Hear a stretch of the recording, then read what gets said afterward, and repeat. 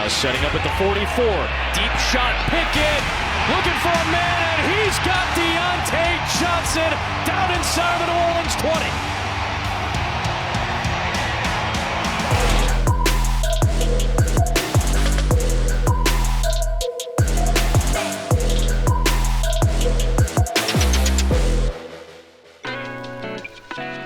Welcome back to 5-Star Matchup. If you like what we do, make sure you subscribe now and consider joining our Patreon for exclusive content and goodies. Well, that was a much needed week off, wasn't it? I won't lie, fam, this season has been an exhausting one to create content around, and just like the players, I was thankful for the bye week to reset and head into the second half of the season with a renewed vigor. Will Kenny Pickett and the Steelers hold up their end of the bargain? Let's take a look. Oof. Ugly missed throw from young KP on first, but he fires a good one into the breadbasket of that same George Pickens on third, and the Steelers' offense is on the move early on. Unfortunately, there's no money to be found in the Muth man on third, and the Steelers' offense limps off the field as usual. Oh, by the way, have you heard the best defensive player in football return today? Saints try like idiots to block TJ Watt with a tight end, and the Aints fall behind on the down and distance. Dandy Andy fires short on third and forever, and the Steelers defense starts this one off with a statement. Over to Kenneth Shane, first of his name, and I'm not sure what it says about the Saints, but the Steelers' rush offense is blowing them off the ball? Oh my goodness, the much maligned Najee slices through the D like a hot knife through butter, and the Steelers' run game is suddenly looking as good as it has since that man named Le'Veon left town. Pass protection's a nightmare on Elm Street on first, leading to the first of another million sacks on Pickett today. And on third and forever, that same number 8 finds Pat for a third and almost, and shockingly, the usually wimpy Tomlin goes for it on fourth, and it's becoming less foreign to see another great conversion from Jaylen Warren, who was exquisite again today. Steelers dodge a bullet here on an almost pick from Kenny Pickett, but it's the first of a few absolutely killer penalties against the Saints that keeps Matt Canada's ragtag gang on the field. A few plays later, Kenny fires gasp into the middle of the field and sticks one right on Diontae Johnson for a first and goal inside the 10. Feeling himself for the first time in a while today, Najee dives about 10 feet forward, just barely coming short of the score, but on third it's a little trickeration from old safari hat Matt, who hands it off to George Pickens, who tumbles in for the first score of the game, and the Steelers take the lead 7-0. I'm not gonna brag, but I will admit I grabbed George Pickens off the waiver wire in my keeper league this week. This dude is like Martavis Bryant with lower body strength. I love him. Back over to the Red Rifle, who grabs an annoying first down, but theme of the day was the Steelers' absolute domination up front, and here they absolutely decimate Alvin Kamara at the line of scrimmage, and that same number 41 comes up just a bit short on third and long, and it's back over to the suddenly sizzling Steelers offense. What was I saying about stupid penalties against the Saints? Just another real dough of a play by the Saints D, who forces an incompletion on third and long, but stupidly hits KP late, and the Steelers keep possession. Fun little choose your own adventure from Matt Canada to Kenny Pickett, who hits DJ for a gainer, setting up a wonderful cutback from OM Najee, who refuses to go down, sending a resounding nos unto the haters, and firmly reminding the world just who the hell he is. And the Steelers are once again donning their black and gold tuxedos as they enter the business zone. Najman takes a hit to the head as he goes down, but would soon re-enter, and we head already into the second quarter. Anybody remember the rally pigeons? Yeah, give the Steelers social team credit for their cheeky posts, but don't you forget who coined the Pittsburgh rally pigeons originally. Pickett fails to give Diontae a chance here. Come on, man, put it on him. But he hits the Muth man for half of it on third, and the Steelers offense stalls out in the red zone, as is usually the case. Mini Boz drills the kick, and the Steelers take a 2-score lead? Steelers 10, Saints nothing. Spence's co-host looks down as the Steelers' reinvigorated defense heads back onto the field. Great catch by the impressive rookie Olave gets the chains moving for the Saints, but on third and medium, the Red Rifle fires deep, but he clearly didn't realize it was Arthur Mollem waiting on the other end, and it's a great breakup for Arthur, who's finally beginning to set a similar tone as his predecessor, the great Mini Mike Hilton. Steelers offense starts deep in their own end, and George Pickens may have a silver spoon, but he can't jump over the moon, and this possession is over before it's even begun. Now, if you know the Pittsburgh Steelers, you know this is right about that time where we let it get closer, right? Right. Kamara rips off his biggest run of the game by a long shot, and now operating around midfield, Dalton stands in and fires over the middle to Robert Spillane's worst enemy, Jarvis Landry, and the Saints are driving. Steelers give Andy way too much time in the pocket on third, and he fires deep middle again, this time to the spectacular Shaheed, who makes a stunning catch to bail out his QB.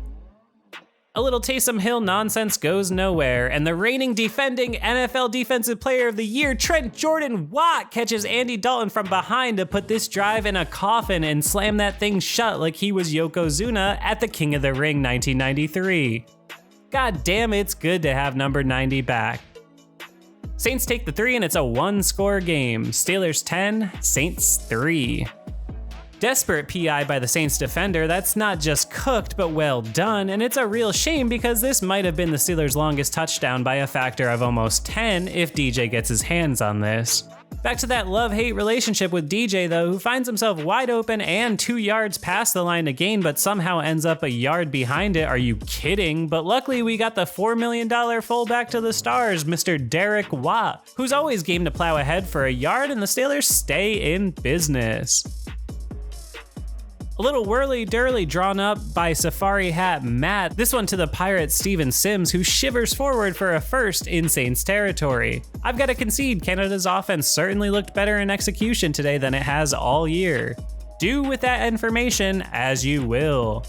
Dan Moore gets beaten like a rented mule on 3rd and 5 though, and young Kenny P is lucky he doesn't fumble during this absolute shot. Obviously not great protection, but you don't want these to be completely blind shots either. Gotta be aware of it in that pocket, young man.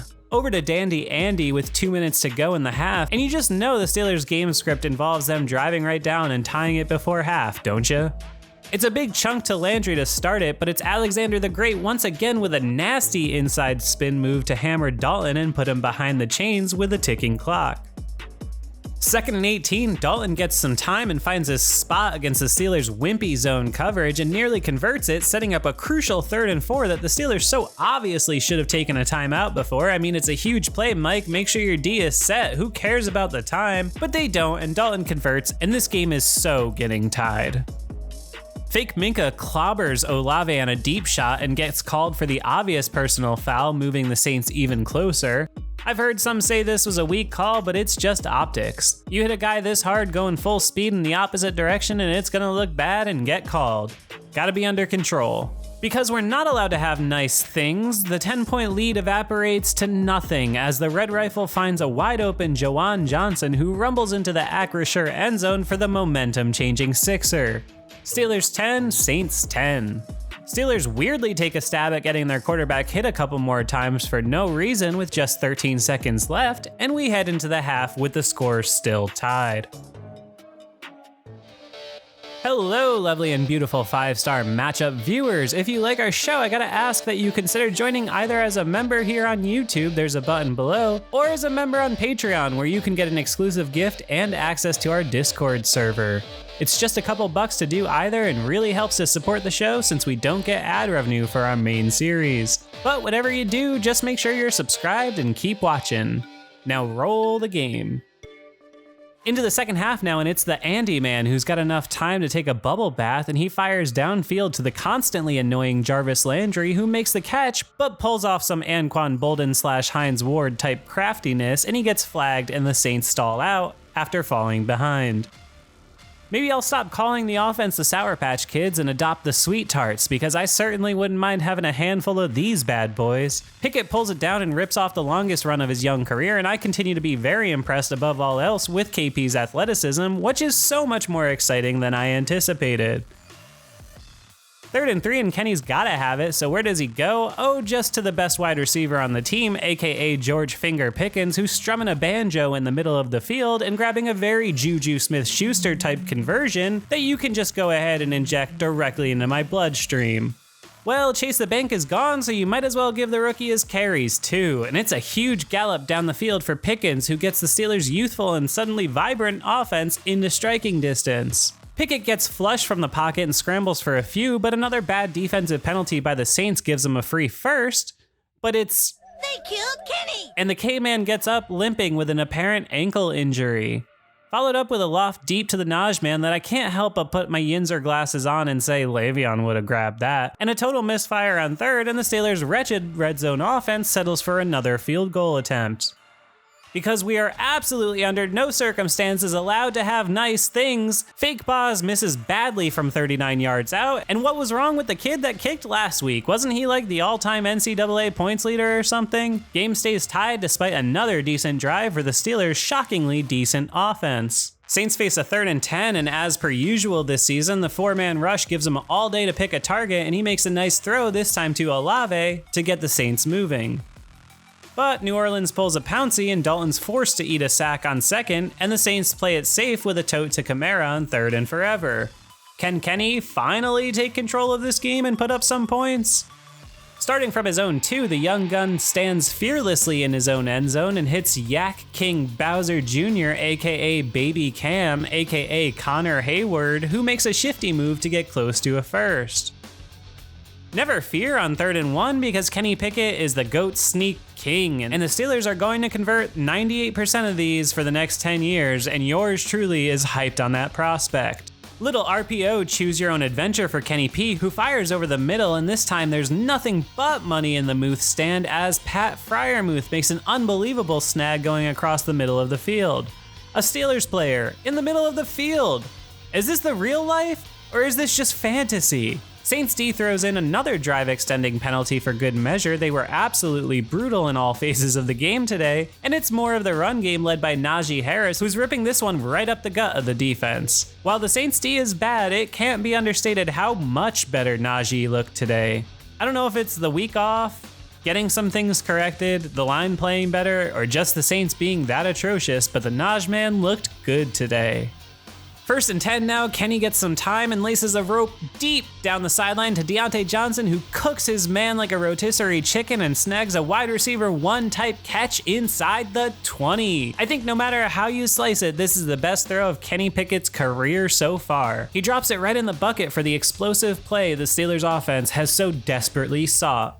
Into the 4th and final stanza, and now that they're into the red zone, it's time for the Steelers offense to collapse, and collapse they do. It's nothing, nobody, and nowhere for Kenny Pickett on a 3rd and 2, and just for good measure, the Steelers pick up a typical illegal formation penalty, which gets declined. Again, Matt Canada doesn't know what a formation is, and the Steelers are staring down another coin flip of a kick with the version of Boz from the timeline where kickers are still tiny. But thankfully, the field goal sails true, and your Pittsburgh Steelers grab a 3-point lead. Steelers 13, Saints 10. Oh, how good it is to have Trent Jordan back in the fold. Like the 80s band Cinderella once said, don't know what you got till it's gone. And I guess my earlier assessment that Minka was more irreplaceable than TJ has proven undeniably wrong this season. I apologize, but also get well, Mink Man. Dalton fires short of the sticks on second, setting up a crucial 3rd down, and R. 5-star.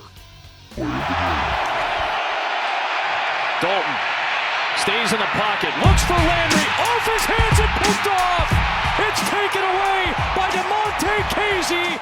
Don't go crazy. The man is anything but lazy. He's diontae Casey. I'm not sure that it has ever happened before that a 5-star play of the game was made by a player whose name I had never previously uttered on the show.